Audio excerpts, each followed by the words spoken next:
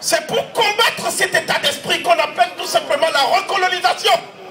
Parce que quand une constitution, qui est la cristallisation de l'exercice juridique de la souveraineté populaire, est foulée au pied, est mise en parenthèse, ça veut dire que le peuple n'a plus le droit de choisir ses dirigeants. C'est la raison pour laquelle la même France, en vertu de cette duplicité, a considéré l'élection de Blaise Compaoré, l'homme qui a éliminé l'espoir de la jeunesse africaine, Thomas Sankara. Il a considéré l'élection de Blaise Compaoré à près de 70% des suffrages, alors qu'il y avait moins de 20% de votants, et qu'il a pris soin d'éliminer son principal adversaire politique, à savoir Maurice Yaméoko, qui a été disqualifié. Il s'est choisi des adversaires à sa guise pour pouvoir jouer cette farce cynique qu'on est en train de jouer au Tchad, comme vous l'avez vu. Sans adversaire, Idriss Déby Itno s'est également taillé une constitution sur mesure pour pouvoir régner pendant 40 ans.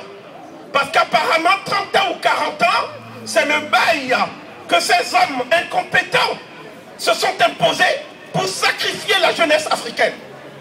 Le problème que nous posons est le suivant. Et nous allons donner 4 éléments de réponse à la question initiale, à savoir pourquoi la France-Afrique s'oppose-t-elle par tous les moyens, y compris par la violence, à ce qu'on peut appeler l'instauration d'une véritable démocratie en Afrique. La première raison, et le peuple français ne le sait pas, et il faut dire ça au peuple français, parce que la plupart des Français qui s'instruisent auprès des médias publics, qui sont au mai de la même oligarchie, qui domine la France elle-même, ces Français pensent que c'est la France qui nourrit les pays africains. Sachez que le premier élément de réponse, c'est que si la France ne veut pas devenir un pays comme l'Albanie ou la Grèce dans le concert des nations, elle doit maintenir par tous les moyens le pillage méthodique des matières premières et des ressources du continent africain. Ressources énergétiques, ressources minières dont regorge la Côte d'Ivoire. Parce qu'il y a eu récemment des prospections dans un gisement en Afrique de l'Ouest. On appelle ça des prospections offshore quand ça se passe en mer, en haute mer. Et la Côte d'Ivoire est en passe de devenir un des plus grands producteurs de pétrole dans le monde. Donc, ces ressources de l'Afrique, si les Africains en disposaient pour pouvoir mener à bien les projets de développement dont ils sont cruellement frustrés et lestés aujourd'hui, s'ils en disposaient, est-ce que vous pensez que les Africains viendraient ici pour travailler dans les rigueurs de l'hiver français, hein? Si les Africains viennent ici, c'est tout simplement parce qu'ils n'ont pas dans leur pays, non pas du fait de la pauvreté de l'Afrique, parce que l'Afrique est le continent le plus riche du monde. L'Afrique est le continent le plus riche dont les habitants ont été appauvris. Les habitants de l'Afrique ne sont pas pauvres, ils ont été spoliés de leurs biens, de leurs ressources naturelles, et c'est la raison pour laquelle Nicolas Sarkozy est prêt à faire un génocide en Côte d'Ivoire, alors qu'il sait très bien que la Côte d'Ivoire a toujours été un pays d'accueil pour tout le monde. Pendant qu'on massacrait les Ivoiriens, il y avait des Français qui vivaient en Côte d'Ivoire et les Ivoiriens pourtant cohabitaient pacifiquement avec ces Français.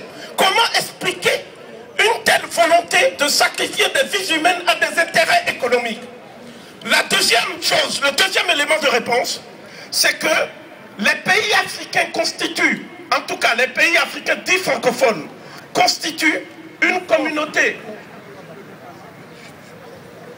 Constituent donc une communauté, si vous voulez, qui aux Nations Unies reporte mécaniquement toutes ses voix sur les voix de la France.